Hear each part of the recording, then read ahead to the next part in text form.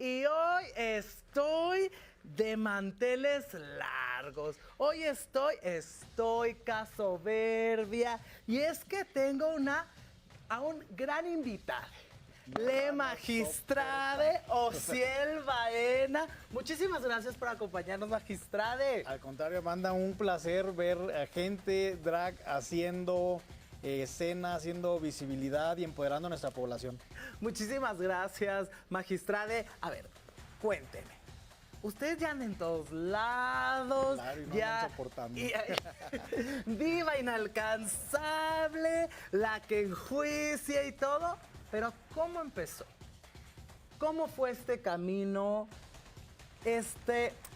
empedrado, diría yo? Así es, mira, todas las personas LGBT tenemos una historia detrás.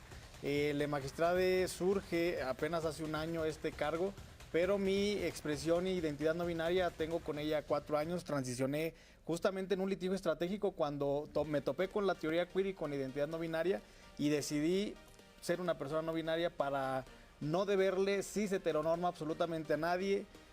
Quise tener esa expresión de mujer que me gustaba en mi infancia, pero también esa comodidad de lo masculino, de no tenerme que depilar, de no tener que ser femenina, porque hoy por hoy como persona no binaria no me identifico ni como hombre ni como mujer, sino todo lo contrario.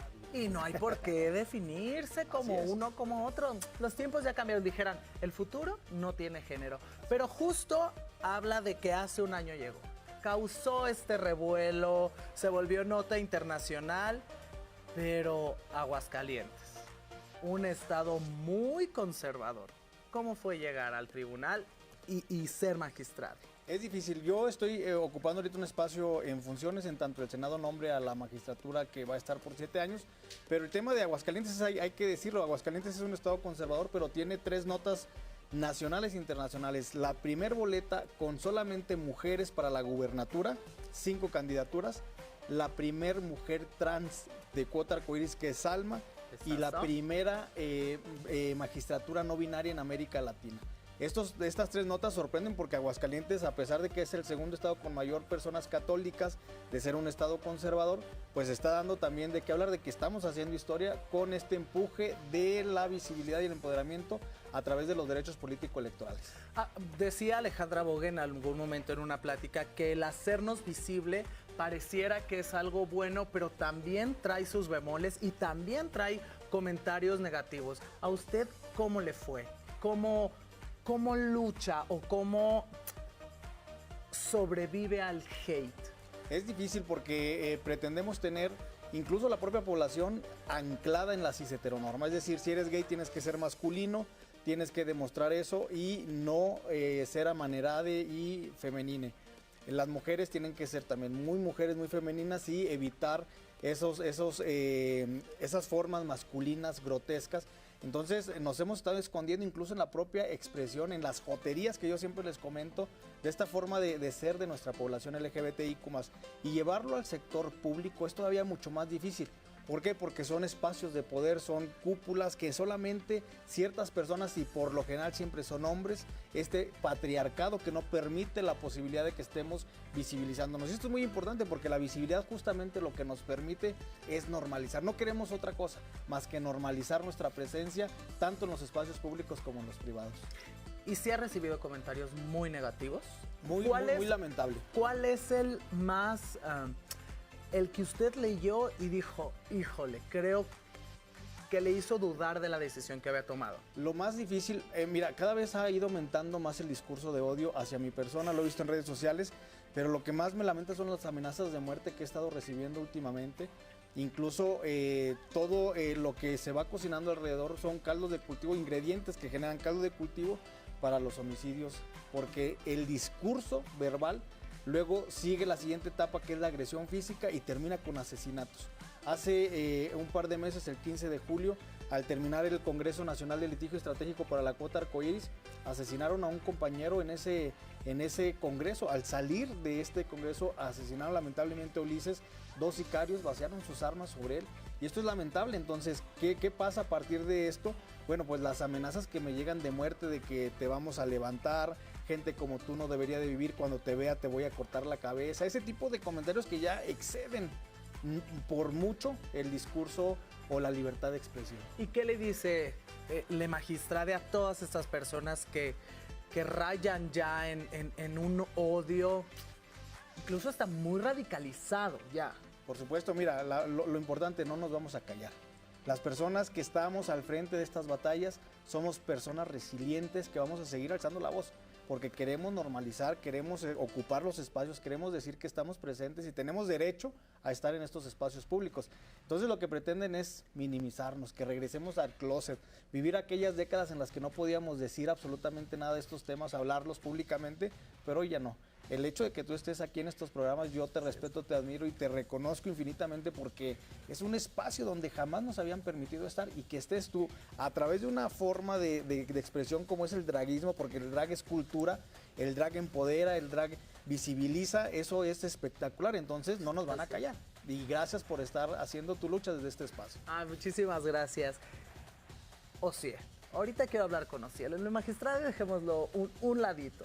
Claro. ¿Qué sintió Osiel cuando se puso una zapatilla, una falda, cuando se delineó en la boca? ¿Qué sintió? Me sentí más perra que nunca. Bien perra tú. Yo queriendo así ser dramática, yo dije, ahorita le saco la lágrima y no. Y soporte. Ay, no. No, es que mira, la verdad es que en mi infancia yo me ponía las faldas de mis hermanas, los tacones de mi mamá. Durante muchos años me reprimí y me hice una persona, según yo, muy macha, ¿verdad? Más machacadora que nada. Pero no me permitía esta expresión. Cuando me puse por primera vez falda, hace 4 años, me puse tacones, me pinté el labio y salí de mi casa. Y me solté el cabello, me vestí de reina. Era un miedo, es decir, romper mi propio techo de cristal, mi miedo personal, salir a la calle, y yo pensaba que todo el mundo ya me estaba esperando con una piedra, que luego esa piedra se convirtió en discurso verbal, pero el tema es que es más importante vencer los miedos personales. Y ya después, cuando lo empecé a hacer, fíjate, empecé diciendo que lo iba a hacer una vez al mes. Luego que lo iba a hacer cada 15 días, o bien en espacios, en eventos públicos. Pero luego con este tema de la magistratura, cada vez me invitaban a un evento y otro. Luego fue uno por semana, luego ya diario. Y entonces ya dije, no, pues de aquí soy. Dije, me dieron en el talón de Aquiles. Sí, claro. Y cuando llegas a la magistratura, cuando llegas a ese pleno, que se le llama, o al tribunal, y llegas en zapatillas, dijiste, ¿lo logré? Por supuesto, porque esto es un logro personal, es un logro profesional. Mira, lamentablemente estamos en los tiempos de primeras veces, y más allá de presumirlo, porque tengo la primera acta no binaria en Coahuila, el primer pasaporte no binario en todo México, la primer credencial de elector con casillero no binario en México. Entonces dices, la primera magistratura no binaria en toda América Latina, y dices, qué padre, ¿no? Pero la verdad es que es lamentable que sean tiempos de primeras veces, porque eso significa que más personas que están detrás de mí, que también son personas no binarias, queer, género fluido, pues no han tenido esas oportunidades y no han logrado este reconocimiento. Justamente hoy me dieron un título de la maestría en Derecho Electoral que cursé en la Escuela Judicial del Tribunal Electoral del Poder Judicial de la Federación con terminación E. Y el estar recabando estos documentos pues es complicado. Entonces, ¿qué fue para mí que representó estar en la magistratura? Por supuesto que un logro personal, pero yo siempre he dicho, el logro de UNE es el logro de todos. De todos, claro. Entonces, el tener la posibilidad de estar en un espacio de poder, verme en el pleno, jotear desde el pleno, expresarme en el pleno como somos las personas LGBT, yo siempre les digo, son 2 derechos fundamentales ejercidos. Formar parte de autoridades electorales, pero también el libre desarrollo de la personalidad, claro, que se lleva a cabo a través de la identidad de género y de la expresión de género. Entonces, conjuntar estos derechos van de la mano. Por eso es que los derechos humanos son interdependientes. Mucha gente me dice, es que el de magistrado tiene que ser un varón masculino y no puede jotear, no puede decir mariconerías y no se puede expresar de esta manera, y menos agarrar el abanico y no puede usar la bandera. Les digo, pues soporten, porque voy a seguir joteando. Magistrado, estamos a meses de empezar ya oficialmente con candidaturas para el proceso electoral del 2024. ¿En dónde estamos parados los LGBTs? Ya hemos servido como bastión muchas veces, recolectando la gente, pero ¿dónde estamos parados en cuanto a participación? ¿Nos van a dar oportunidad de estar o vamos a tener que seguir estando en las listas que nunca nos dan la posibilidad de llegar. El 7 de septiembre arrancó el proceso electoral federal concurrente con los locales. Se va a elegir presidencia de la República, 128 senadurías y 500 diputaciones en el ámbito federal. Se van a elegir 9 gubernaturas y una gran cantidad de cargos públicos, alrededor de 20,000 cargos en total. En todo el país es la elección más grande en toda la historia. ¿Y en dónde está parada la población LGBT? En lo peor, en la arena. ¿Por qué? Porque apenas el proceso electoral pasado 2020-2021 fue la primera vez en que se dieron las cuotas arcoíris. Resultado de estas cuotas arcoíris en el ámbito federal, logramos 4 espacios en la Cámara de Diputaciones, de las cuales 3 son unas verdaderas usurpaciones. Y lamentablemente solamente tenemos una verdadera representación ahí. ¿Esto qué nos dice? Que hay que luchar por reivindicar la cuota arcoíris para que lleguen perfiles verdaderamente representativos de nuestra población. Pero eso no es lo peor. Lo peor es que el INE aprobó un acuerdo muy lamentable porque fue regresivo. Los derechos humanos tienen un principio fundamental que es el de progresividad. Significa que si hoy te di una cosa, mañana te voy a dar o esa o más, no menos. Entonces, este acuerdo lamentable del INE le da a los partidos escoger. Les dice, ustedes escojan si es bajo el principio de representación proporcional o el de mayoría, cuando en la elección pasada los obligó a postular los 2 principios, y dentro de los primeros 10 lugares. Esta vez les dice, vamos a hacer bloques de competitividad y puedes ponerlos en cualquiera de los 40 lugares en cada circunscripción, es decir, nos dejó nada. Adivinen cuáles vamos a estar, 39 y 40. Claro, por supuesto. Entonces eso es lamentable, eso no lo podemos permitir, y afortunadamente hoy estamos haciendo incidencia política. Hoy los grupos, ya la agenda LGBT no se dedica exclusivamente a matrimonio igualitario, infancias trans, crímenes de odio, sino que ya volteó a ver los derechos político-electorales. Los derechos político-electorales son derechos llave. Entonces ya se dieron cuenta que es preferible estar en la función pública en lugar de estar abajo como espectadores, como votantes y pidiéndole al legislador que legisle por nuestros temas. Entonces, este acuerdo fue impugnado por más de 70 colectivas y personas en lo individual a nivel nacional.